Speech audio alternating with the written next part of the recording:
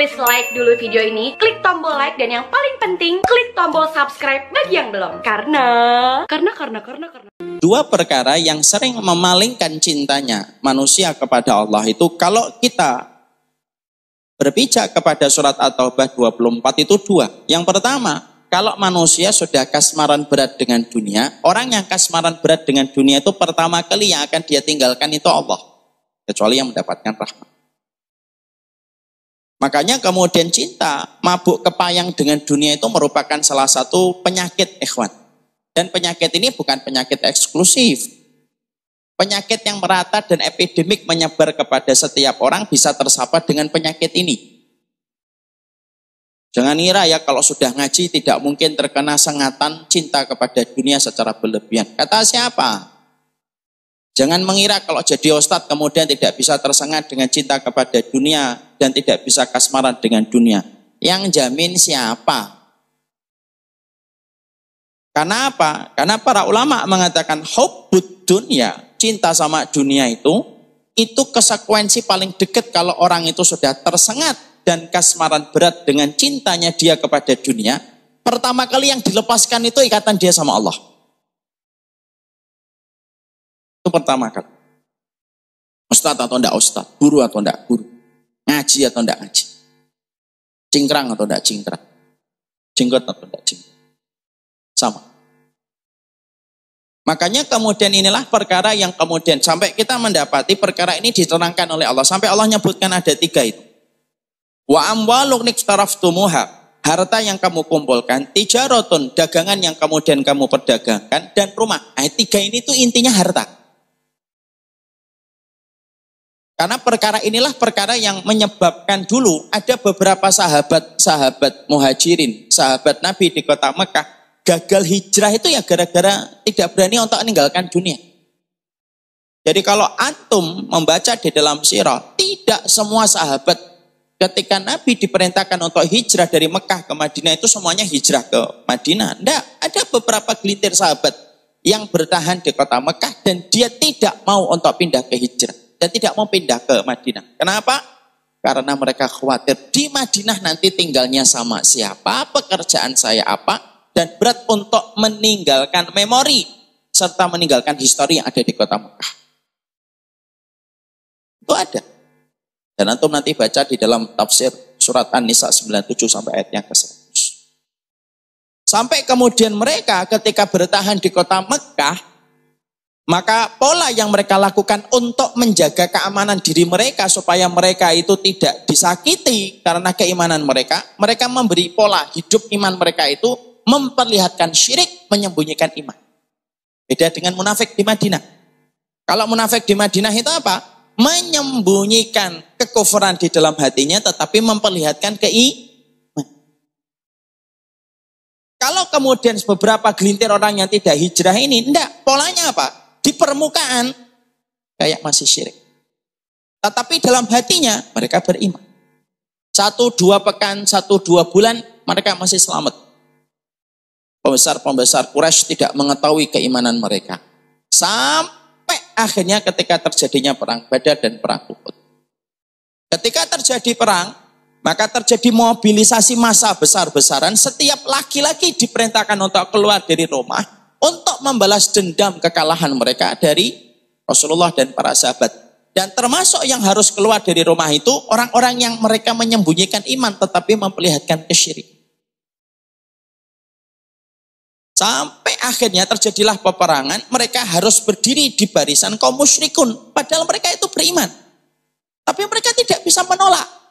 Karena mereka hidup di Mekah dan tidak mau untuk hijrah. Disebabkan karena mereka khawatir kalau di Madinah mereka tidak mendapatkan apa-apa. Terjadilah peperangan.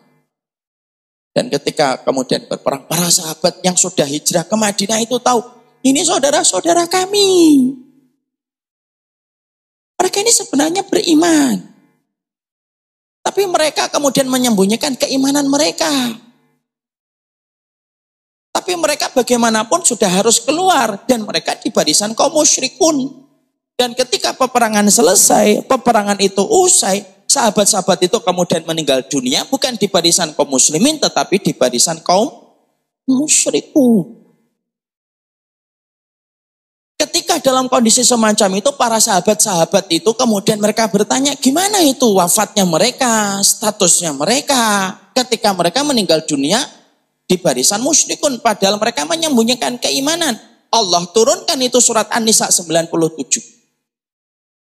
Innal ladzina tawaffahumul malaikatu zalimi anfusihim qalu fima kuntum qalu kunna mustad'afina fil ard qalu alam takun ardullahi wasi'atan fatuhajiru fiha.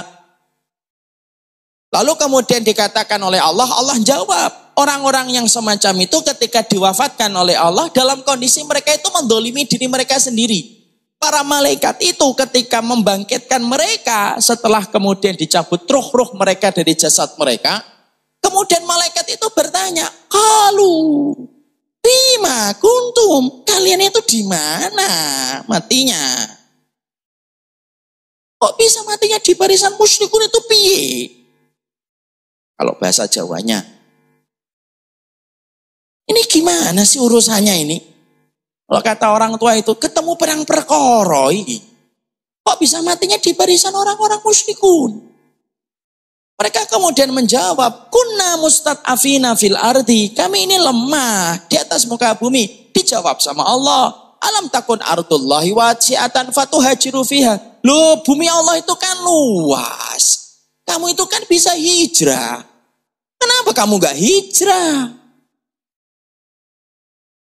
Dan Imam Ibnu Katsir menjawab, apa alasan mereka tidak hijrah pada ayat yang ke-100 surat An-Nisa? Karena urusan. Jadi ikhwan, cinta sama dunia itu sekedarnya boleh.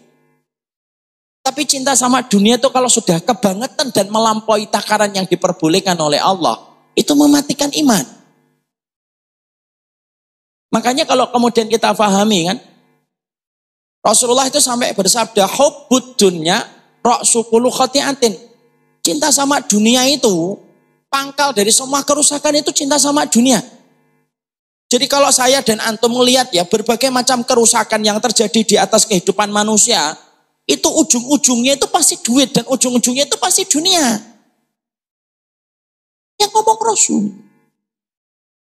Perempuan itu bisa melepas kancing bajunya, lalu menyerahkan kehormatannya, dinistakan oleh laki-laki tanpa ada izin dari wali, tanpa ijab kabul, di hotel, setelah kemudian puas laki-lakinya, kemudian meninggalkan perempuan itu dengan segepak uang di kertas, itu ujung-ujungnya apa? Ya senang dunia.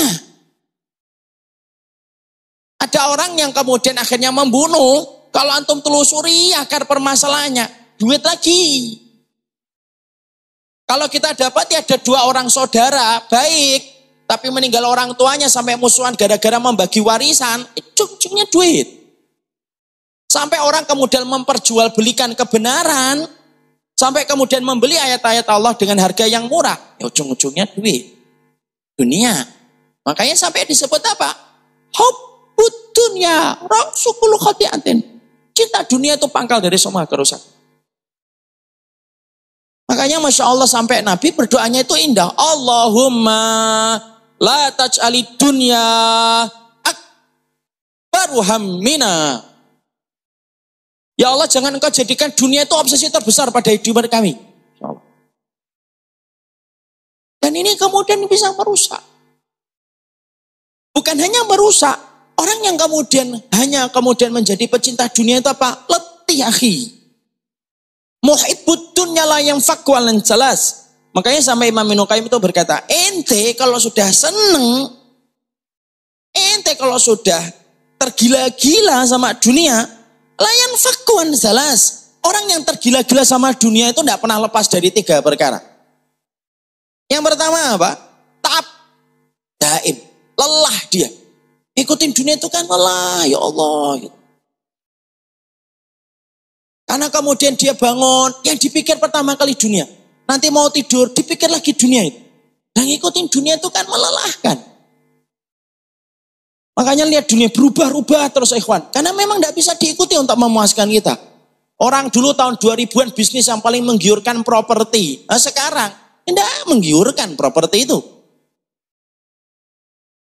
Dulu kalau kemudian kita mendapati ikhwan, Kalau kemudian kita mendapati tahun 2000-an, tahun 90-an, iya, apa itu kemudian kerjaan yang kemudian paling profit?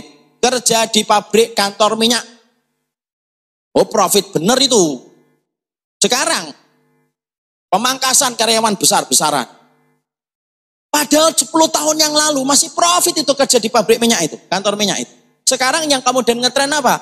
Orang yang menjadi pegawai IT. Terus berubah, dia ngikutin itu terus, lelah dia. Bukan hanya lelah, kenapa? Karena Allah cabut kecukupan dari hatinya. Beda kan, kalau kita ngejar rezeki itu cukup. Kalau ngejar dunia, tidak pernah cukup. Karena beda kan antara dunia dengan rezeki itu kan beda. Makanya Nabi itu tidak pernah minta dunia, Nabi itu minta rezeki. Apa dzikir yang tidak pernah ditinggalkan Nabi kalau habis sholat subuh? Allahumma inni as'aluka ilman nafi'an wa rizqan. Nabi tidak minta wa dunia. Tidak, Nabi minta rizqan thayyiban. Rezeki itu baik, akhi. Makanya surga itu disebut rezeki. Surga itu disebut rezeki. Sebagaimana dalam surat At-Tolak ayatnya ke-11. Makanya dunia itu melelahkan dia. Terus tidak akan pernah memberikan kecukupan. Makanya kalau orang hanya ngejar dunia tok, yang dia kejar itu tidak ada kebaikan dan ibadah, maka dia hanya dapat dunia, tapi nggak dapat rezeki. Akhirnya apa? Mungkin dunianya 1 miliar, tapi kemudian akhirnya hilang kenikmatan 1 miliar itu diganti dengan berbagai macam kekecewaan yang dia dapatkan dalam kehidupan.